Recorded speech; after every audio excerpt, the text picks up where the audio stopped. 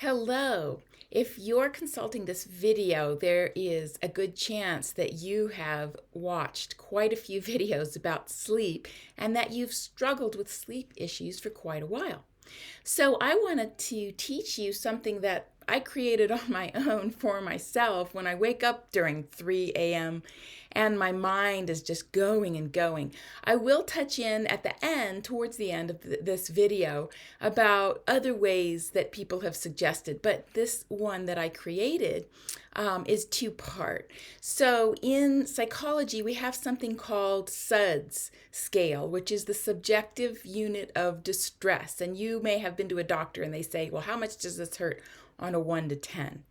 So in terms of sleep, what I do is I ask myself on a Suds scale, where am I at in the potential of falling asleep? And sometimes I notice that my body feels about at a 7 out of 10, with 10 being asleep. And other times I'm like, ugh, I'm at a 2 out of 10. So, but that process of tuning in to your body into the state it is in is really helpful to moving you towards sleep. So that is the first part. The second part that I have created is, and maybe other people have created this, I call it the trail of random connections.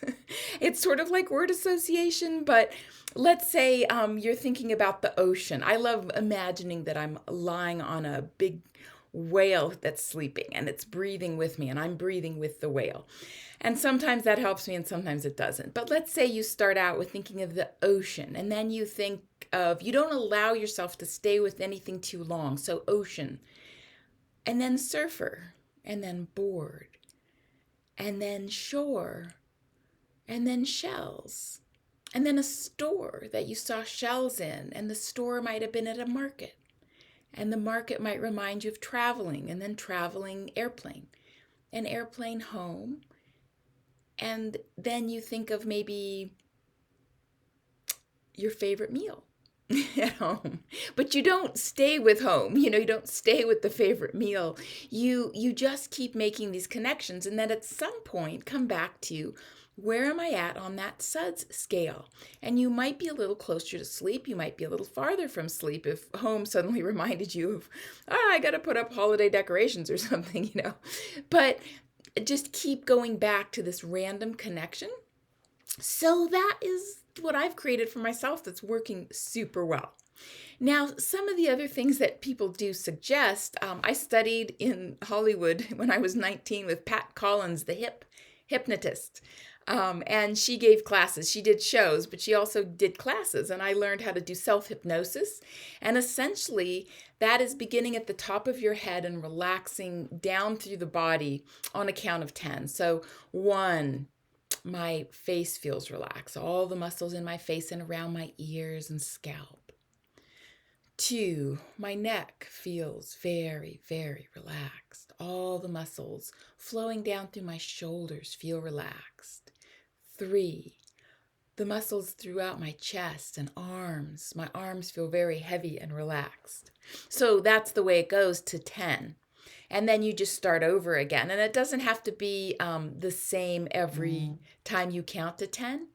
It can change a little bit. On 1, you might come down through part of the upper body and, just kind of flowing with this idea of really tuning in to relaxing the muscles in detail.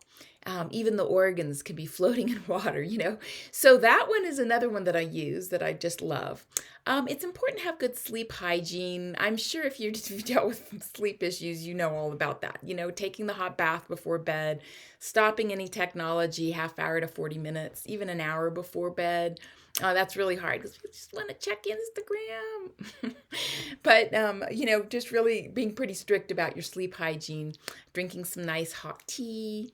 Let's see, what are some of the other ideas? Oh, the breathing in and out 5. So, only through the nose, in for 5 and out for a count of 5. That one. Andrew Weil has one, and I like this one because it throws off the brain a little bit because you're having to count, but it's in for 4 and then hold for 7 and then exhale for a count of 8. through the mouth, like you're blowing out a candle. So to repeat that one, you inhale for 4, you hold for 7, and you exhale for a count of 8, like you're flickering a candle. It's not like a quick blowout, but you're just. Or you can do the yogic breathing with the tongue on the roof of your mouth, exhaling that way. So there are some ideas about getting to sleep and staying asleep, when it's hard to fall asleep, or it's you wake up and you're up at 3 in the morning.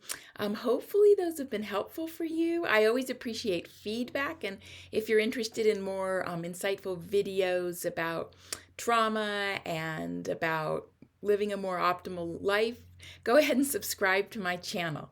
Thanks so much for tuning in. Take care.